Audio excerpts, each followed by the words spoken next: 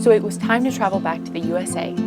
We would have quite an interesting and long journey back home, but it gave us time to reflect on our adventures. Join us as we make our way back to the States and recap our travels.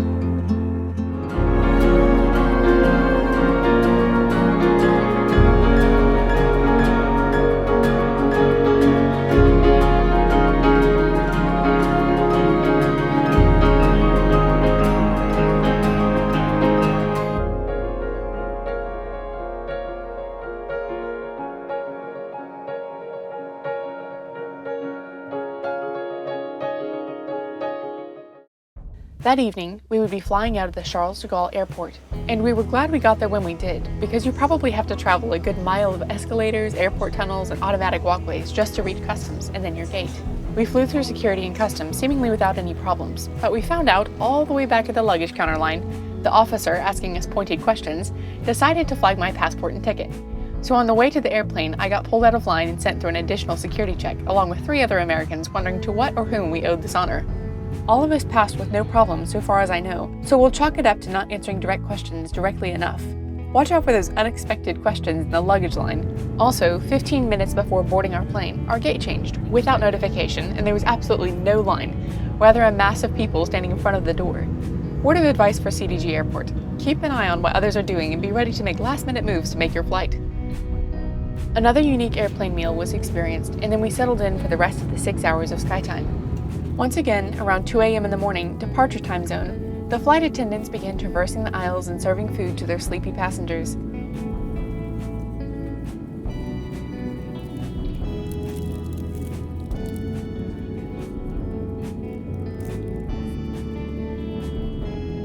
Around 8 p.m. Eastern Time, amid the glowing cabin mood lights, we began our descent to Boston. Our next flight wouldn't be leaving until 5 a.m. the next morning, so we assumed that we would find our gate and attempt to sleep until boarding began. Only we forgot that after we went through customs, we would have to exit security from the international section of the airport and re-enter security in the domestic section.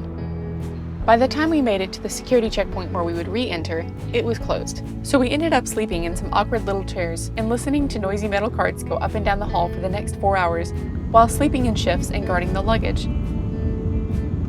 At long last, they let us go through security, and we made it on board our next to last flight. In no time, we were back up above the sparkling harborside city. At our last connection airport, there were just a few minutes between flights, and then we were back on board and watching a beautiful sunrise. It was hard to believe that we had just spent almost 4 weeks in Europe. It sort of seemed surreal, and it still does. Only we have memories, photos, and footage of us getting lost in Vienna and strolling through Schönbrunn Gardens, taking in as much of Salzburg as possible, and making our way to the dizzying heights of Untersberg. Traveling through the 6th smallest country in the world and loving it. Changing plans last minute and spending time in a couple of Swiss villages before making our way to Lucerne. Exploring the city and then experiencing some of our top highlights of the trip at Mount Pilatus.